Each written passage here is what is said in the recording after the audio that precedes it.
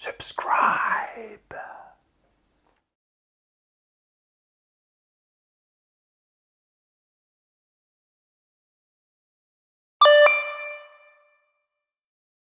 Moro moro and welcome back to culinary role playing. And first of all, I have to do the boring YouTuber stuff out of the way because it is important to me to let you know that we are reaching almost 2,000 subscribers.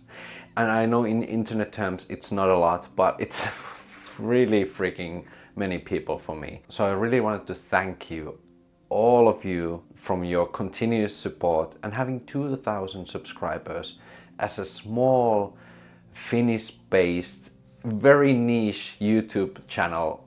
It just tells how much you guys are lifting up my YouTube channel, even though I have been very busy lately with work and with my life. It's been a chaotic year, to say the least. And I haven't been able to upload that many videos like every week that I would want to do. But at least I have been able to add some videos here and there. And you still, guys, you still keep coming back. Even though the algorithm has probably thrown my videos into the depths of and discarded them as yesterday's news. But I see you all, you beautiful people that keep on commenting on my videos, that keep on interacting and lifting my videos from the ashes like the heroes you are. And I also want to thank my beautiful culinary role-playing guild member Dallas for reaching the silver tier by being a culinary role-playing guild member for 6 months. Dallas, thank you for being the supportive force that you are within our community. And best way for you to support my channel right now is to subscribe to the channel if you haven't done that yet, and joining the culinary role-playing guild. That's all you need to do, and that helps a lot, so thank you. But let's get, oh, that's a really nice angle.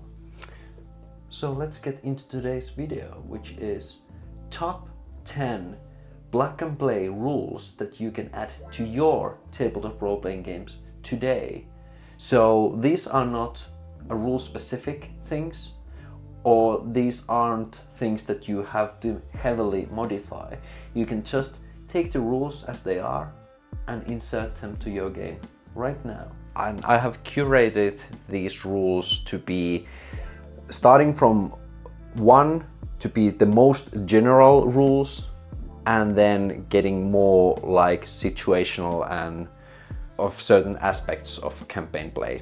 You have probably heard some of these rules already, and I have mentioned few of these rules already in my previous videos. But if you find at least one new rule that you can apply that you haven't heard before, click that like button as well.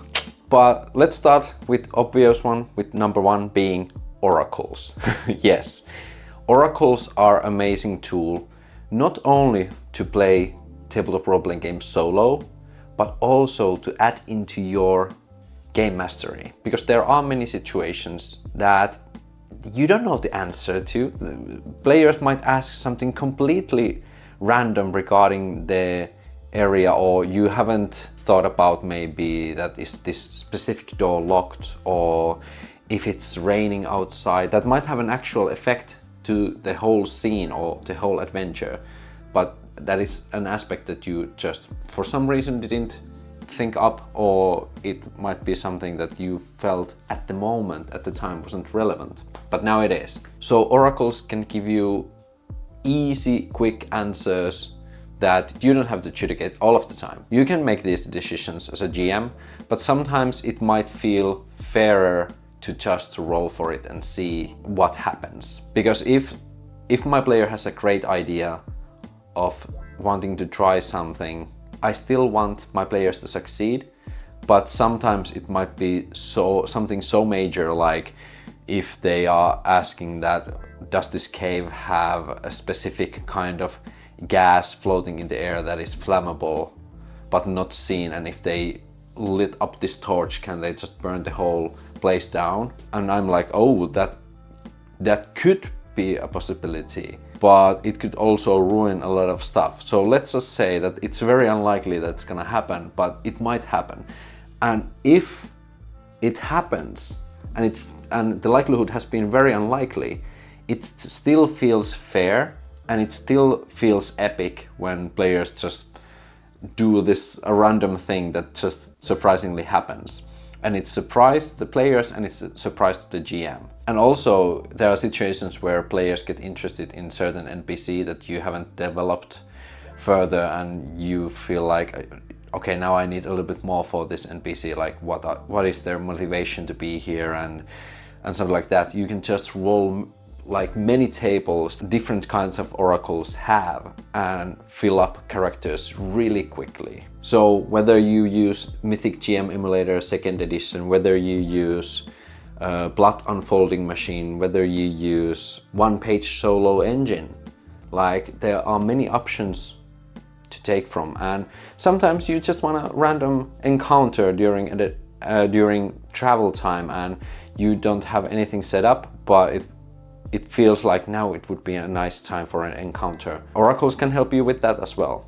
It is a really easy and quick added support to your games, even though you wouldn't play solo. So that's why I had to mention at least oracles.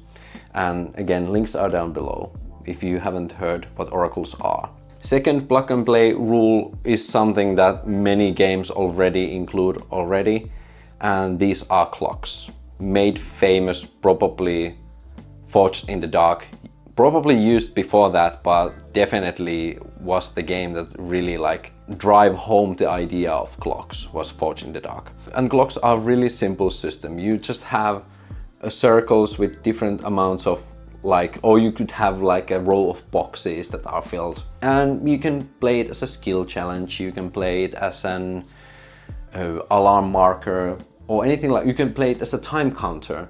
So in tough situations when you have the clock, and for example, if your characters are on a mission to infiltrate in a palace, for example, there might be some skill checks involved, and every time characters fail a skill check, a one box could be filled within that clock, and the GM might determine that when this clock is filled, then the alarm goes off and everyone knows that you're there.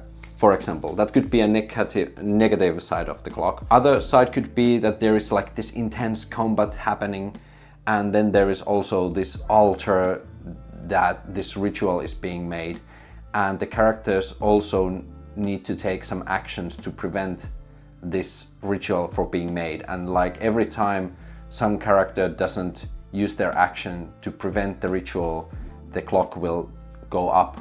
And sometimes the characters might do some actions that even erase one progress from the clock. Or it could be another way around, that the players are doing some kind of ritual while the enemies are arriving, and the players have to take actions in order to finalize the ritual, and every time they like succeed in a skill check, the progress clock goes forward by one step.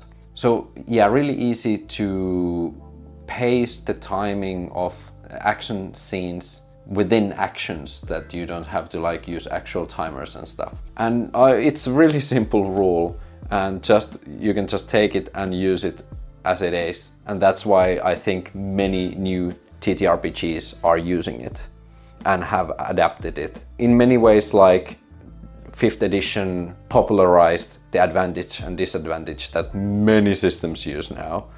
The clocks was popularized by the Forged in the Dark now, and that has been now adapted also into the vocabulary of tabletop RPGs in modern times, if you can say that. And number 3, we get into more individual and more like niche side of things, and it's unique character feature / character flaw. And there are a few games that I have come across. The Crimson Exodus, kind of like smaller indie game that I have talked about in my previous videos. Also the 13th Age high fantasy D20 adventure game that also has this unique character feature. And also this character flaw aspect is on few different tabletop RPGs, but one I'm talking about is from Dragonbane. So on a positive side, character feature can be a sentence or something that is unique to your character. For example, your character could be the world's quickest draw, or your character could be a friend to all dogs, for example. So the idea is that the character feature is basically like a short, very specific sentence that tells something unique about your character, something that they are really good at, or really like specific aspect in them that they like really shine on. And that can be an aspect that maybe if you want to put a limit to it, like once per session or once per day, character can lean into that specific aspect in a situation where they feel like it fits. When the character is interacting with dogs, and the character will say that, well, my character is friends with all dogs, so can I get like advantage, can I get a bonus to this role?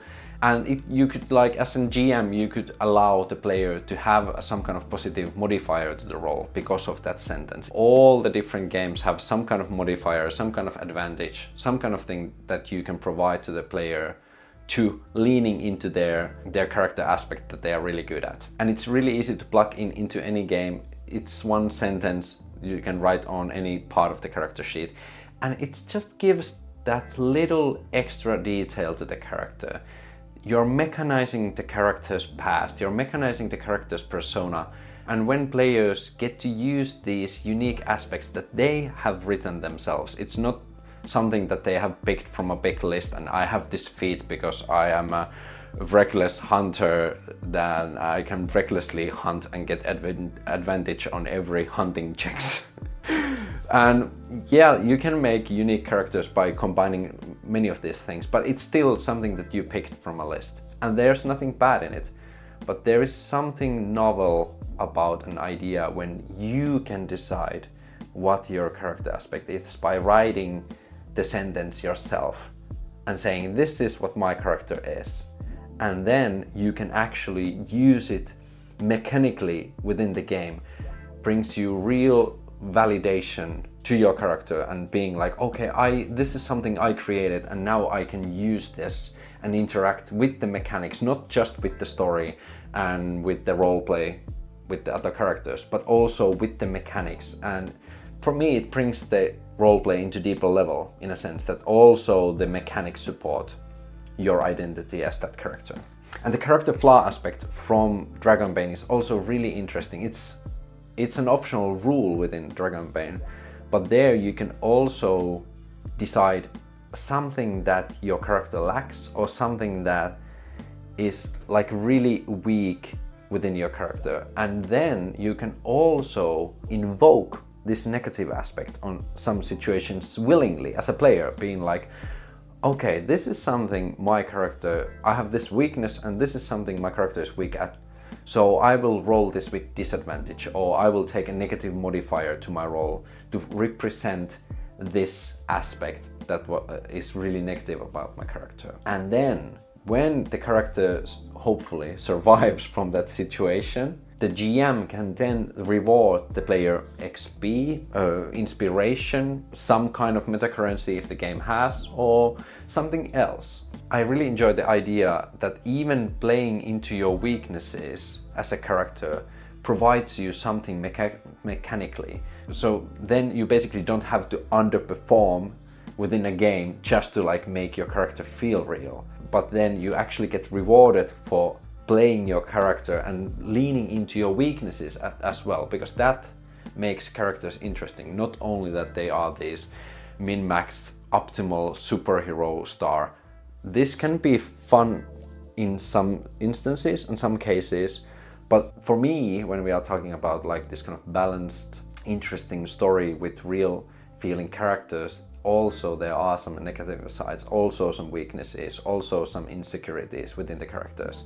That makes characters feel real to me, at least. So then to leave it up to players just to be like, well, I won't roll this because my character sucks at it, or just being like, well, I'll just take disadvantage because I feel like my character should take disadvantage. I think that is something that mechanically we should encourage and reward players for actually thinking that they can't be best at everything. So yeah, really interesting, really nice idea. Number 4, pushing the roll or succeeding with the cost. Pushing the roll is really simple. That's been implemented again with a lot of Free Leagues games, in Dragonbane, with Year Zero engine, like a lot of the games use push the roll. Pushing the roll is really easy to implement on many games. The idea is that you give the player opportunity to roll again, but they have to take some kind of penalty to do so. It could be some kind of condition, it could be damage, it could be something that really hinders the character. And then also, if they lose again, the results could be devastating. But you are still giving the player opportunity to really push their characters to the limit. It really also creates the idea that players have more choice on when to take a risk and when to not take a risk. And that's where we come with the second rule, succeed with the cost. And this is something that you can also take from my game. You can try the beta out, links down below. But in there, my basic idea is, before you even roll, there is a possibility that you can force a success. You can spend resources to make it so that you will succeed in this role on a very base level, like it's not going to be a critical success, but on a very base level you will succeed in this role, but it will cost you a lot, and it might also bring some other troubles. It's basically like Powered by the Apocalypse, where you have like a success and partial success, but instead of like rolling for it, you have the decision to take the partial success and paying the cost, and then you don't have to roll the dice, but the cost will be high. So that's again leaving the decision to players to when to take those risks, when they really want to spend their resources and being like, I really want to succeed on this one, and I really don't want to just stay here and for some reason I just can't open this door when I really should when I really should be able to.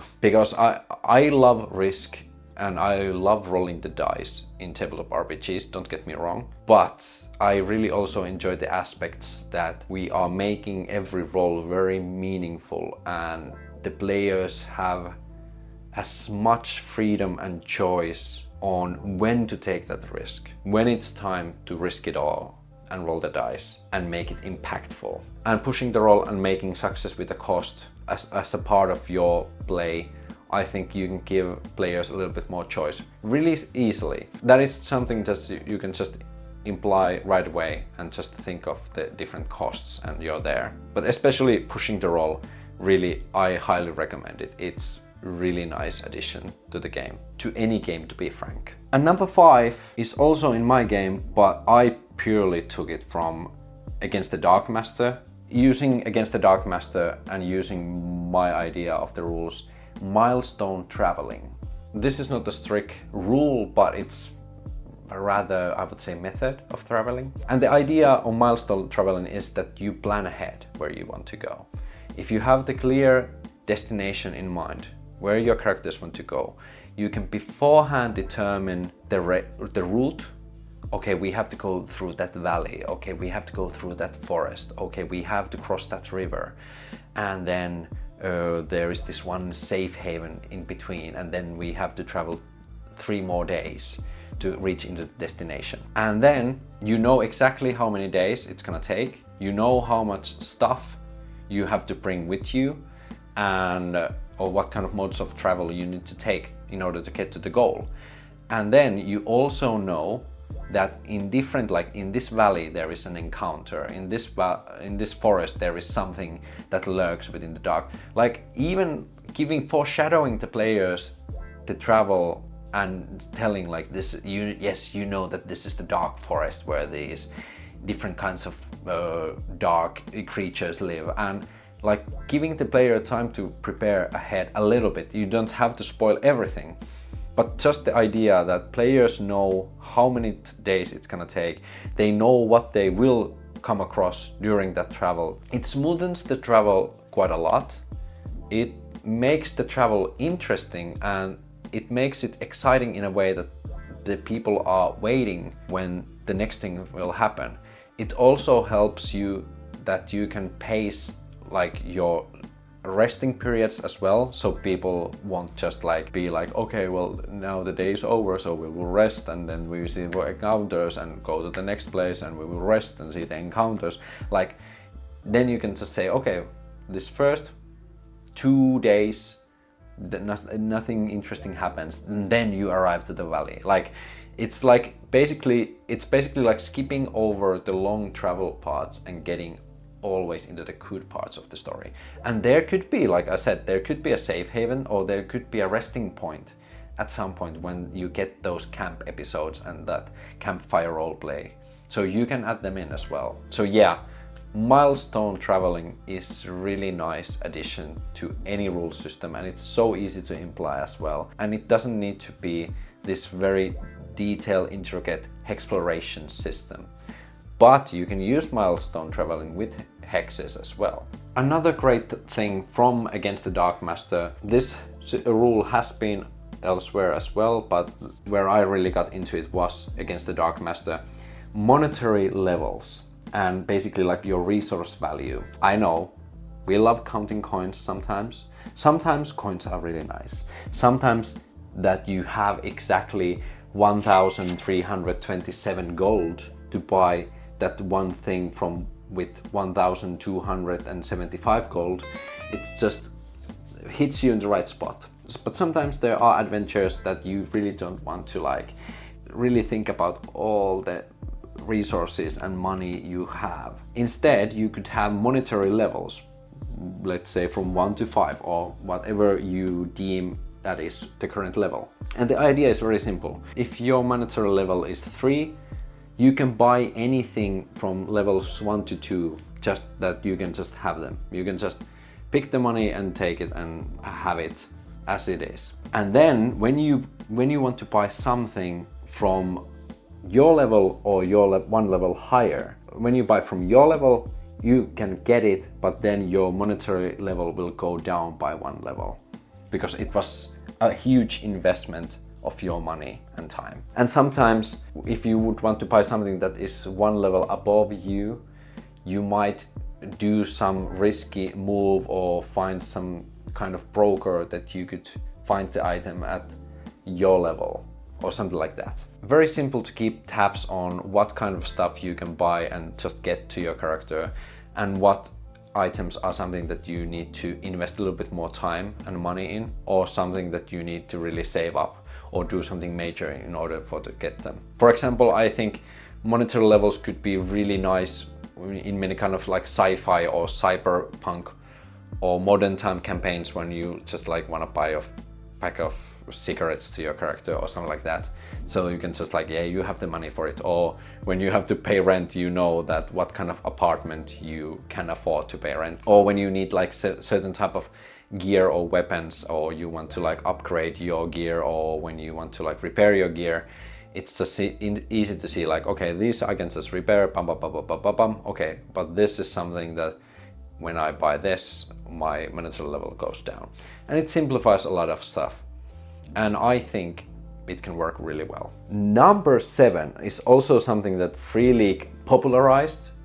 Not definitely, they didn't create the idea, but popularized with Forbidden Lands. So the idea of resource dice. Instead of having like rations for 5 days or having 3 rations, you have D6 rations, you have D10 rations. And the idea is very simple. Whenever you use that resource, for example rations, when you eat a part of your rations, you will roll the die number you have. For example, let's say it's a D8, and if you roll a 1, the die size will go down by 1, and then it will go down by 1 again until it's diminished into nothingness. So this slightly randomizes the amount you can carry, and also like it kind of emulates that sometimes something gets spoiled, sometimes you eat a little bit more, but it just simplifies the bookkeeping quite a lot, and it really underlines the situations when you are in that final die, which is probably D6 most of the time, that okay, now we really need to get some more food, because whenever this goes to 1, we are out of food. So the level of uncertainty also creates tension that the players need to act upon. So yeah, really simple system just to pick up again and play and put it into your own system. Doesn't really need any changes. Okay, so now we have been like overall scene situations, then we went into a little bit more traveling and like went into more like resources, management, traveling, and let's get into a little bit more specific again. Let's get into factions. So this is something I have workshopped myself a little bit, and it's called Renown. There are some Renown systems, for example, in Five Torches Deep has a Renown system. Well, many freaking systems. I think Sign Nomines like Worlds Without X have Renown systems in some of them. So I'm not like I'm in no way a pioneer in this, but how I personally use Renown is well, there is general way and then there is like faction specific way. General way, let's just say that you have a D10 die, so your notoriety level can be from 0 to 10. And whenever you do something that people might recognize you, or you might do something slightly illegal or something relating to wanted kind of stuff, you can always roll a D10. And if you roll your wanted level or under, that means people recognize you as being a wanted person. And on the other side, if the dice rolls over, then people don't recognize you. But this could be like a fame level as well. So when your fame level is like 4 and you try to step into a tavern and people like, who are you? You are not supposed to be here. And you can just tell them, don't you know who I am? And if your fame level is 4 and then the D10 is rolled, and if you roll 4 or under, they are like, oh, you're that guy, you know? So very simple to apply into any system as well. If I want it to be more wider, I can take D20 and have notoriety level from 1 to 20. But instead of being like one thing, like being wanted, you can have 2 opposing factions on the other side. So other side we have like the sheriff of the town, and other side we have the gang, let's just say a black powder gang. So we have the sheriff of the town and black powder gang. And while adventuring in this Western adventure, whenever I do something for the sheriff, our renown goes up in here, and when we ever do some jobs for the powder gang, black powder gang, our renown goes up on the other side. So now whenever I do anything relating to these 2 factions, opposing factions, I roll a d20. If it's something in between, then it's like a neutral position from either side. They are like, I don't recognize you, or something like that. Or they be like, oh, you're just a guy. But for example, if you are like interacting with the members of the black powder gang, if you roll high on this side where you have renown, they will be like, oh, you are on our side, we will help you. But if you have done some jobs to the sheriff as well, and you roll really low onto the renown side of the sheriff, the black powder gang won't like that at all. And they will be like, wait a minute, you also work for the sheriff. Now we will shoot you, boom, boom, boom. So yeah, you can have also 2 opposing factions, and then you can have multiple factions in rows as well. If you like, you can like widen the net quite a lot. But it doesn't have to get that complicated. You can just use the base symbol renown, or you can just be like being like renown, like valor and wanted, and you can also have like this kind of an axle. So again, really easy to imply. You can use D10, you can use D100 or D100 if you want, or you can use like D20 like I said. And again, really easy to just plug into your any game if you want, and doesn't really need any rules changes. Number 9, faction actions and faction turns. So again, shout out to Stars Without Number, Cities Without Number, and Worlds Without Number, having very intricate faction system that you can basically, you can also take that and really like go deep into the faction play if you want. But it's not that easy to plug in and play in your own campaign stuff, and yeah, it can get quite taxing. Another great faction system you can find in Mouse Reader, which is a free RPG as well. And Mouse Reader does things a little bit more simpler. So how faction turns or faction actions work in Mouse Reader is really simple. You have a faction, and specific faction has certain kind of resources. This could be the Knights of the Order or the secret organization underneath the city. It's like basically groups within a faction, or like a special hero or a special talent that could count as a resource for the certain faction. And then factions have basically faction goals that they are trying to achieve. These can be goals that are known for the players, or they are something that players don't even know that are happening. And basically whenever a certain kind of time skip happens during the adventure, when GM feels like it's appropriate that these factions are making these faction turns, every faction rolls 1d6 and they are trying to achieve one of their goals. And each resource that they have that is applicable in achieving that goal, they can add +1 to their as a modifier. And now all the player actions that have taken the time period before this, all the things that have benefited that faction to achieve that goal, or might be that players have hindered certain faction with their actions, that they will get a negative modifier on that roll. So now they roll a d6 and add there any resources and any other positive or negative modifiers.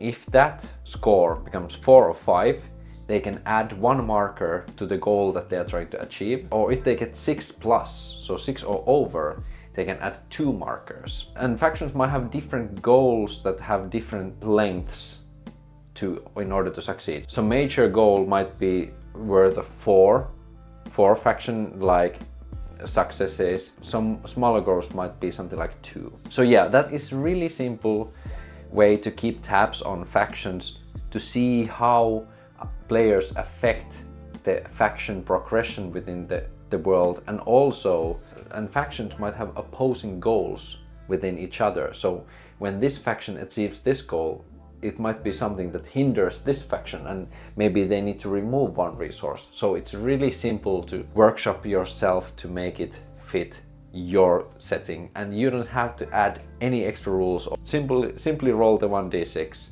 and just the actions that you have done within the other system you are playing is enough to determine everything that happens here. So really simple to implement, really like it's intuitively easy to use, and it also like doesn't require a lot of bookkeeping. It just requires one maybe A4 where you have different factions with their like few resources, and don't go crazy with the resources. As you can see in the example here from Mouse Reader, just few resources is enough, and a few goals for faction is enough. And especially if you have many factions, this is all you need. Perfect. And finally, number 10, I wanted to share mass combat rules. And I did one mass combat rule review already in my previous episode, so if you haven't seen that one, you can go watch that. It's still relevant, but when I was doing it, I still felt like, this is still too fiddly for my taste. I want to have even more general mass battle combat rules where I can only use that system in itself if I want to, and then I can add a little bit of the other system as well. So I'm actually creating my own light mass combat rules right now. I'm still working on the document right now. I will release it for free in my itch.io page. I will leave a link down below when I get it done. It's still a little bit in progress, but hopefully when you get to see this video, I'm already put it up and it's there. But it's really simple. On a base level, it's a D6 dice pool system where every faction or every combatant within battle is basically counted as dice, D6 dice.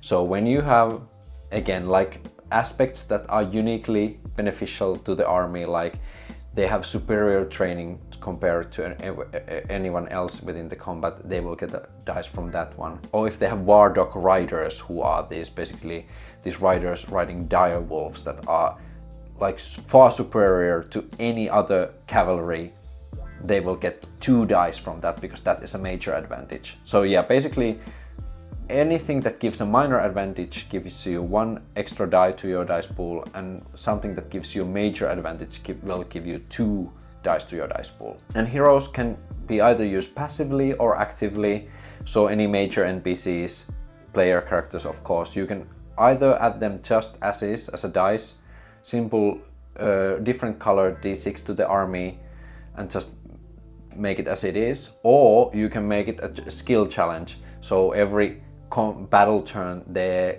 characters will try to do something epic, and if they succeed they will add 1 dice, or if they critically succeed they will add 2 dice. These opposing forces, there might be 2 or 3 armies even if you want, they roll the dice pools and then we will just see how many 6s both sides get. And every 6s counter each other out, and the side that is left with at least 1 extra 6 will get 1 victory point. And the army will win if they will ever get 5 victory points. The other side is that whenever you roll a 1 from a die, that die will get removed from the pool. And this represents your troops losing numbers, maybe like they are running away or they are dying, or your defenses gets broken down, or all that wear and tear that happens during battles. So the other side might run out of dice before the other side does. So that also is a victory for the other side. And there might be situations where the dice run out at the same time, neither side have any more dice left. That means it will be a tie and both sides need to retreat and leave the situation. And yeah, you can repeat the battle rounds again, take count and see how many dice are left on each side, and then you can make the hero actions again if you are using the active way of like doing some actions that will help troops. So really simple, really simplified. There is not really more to it, but it's also a nice way to emulate kind of the battle when you have like dice pools, and you know, it's basically like you have these troops in your hand and you roll the dice and you count the 6s together and see like, oh, they here are fighting and here's fighting, and then you have the ones and like, oh, now these troops are returning, like. And you don't have to, but you basically can like color code also like other aspects, not only heroes. You can also color code like if you have defending forces that have like fortress and then defending forces and the heroes, and the other side has like massive horde of enemies, then you can basically see when like the fortress dice becomes 1, then you know like, oh, now the fortress is broken down and now the troops are coming in, and like you can easily also use the dice as a narrator when the battle is like happening, and know how PCs know how to react on these situations within the battlefield. But yeah, those are 10 plug and play rules that you can take right now and just add it into your tabletop role-playing games. That will spice things up a little bit. I personally use most of these rules one way or another, almost in every like new game I'm playing, because like especially like pushing the roll, it's really simple to add some more dynamic, more risk into the game, and not just being like, okay, well, you roll once and oh, now you lost, so okay, now what happens next? No, you can really like put everything on one roll and be like, okay, I will roll again, but I will lose my other arm, for example, and then you roll and then you lose, and it's like, oh, now I lost and lose an arm, but it was your choice to make, and it feels more like you are controlling the risks, and you are controlling the amount of risk you are taking, and it feels more like you are in control, even though you are still rolling the dice. But yeah, that's it for me. Leave a comment down below on what kind of homebrew plug and play rules you have that you almost put into every different campaigns you are playing in. I'm really excited to hear what you come up with. Again, thank you for always returning into these videos. I'm really glad you're here. And now it's moro moro, and I hope I see you next time.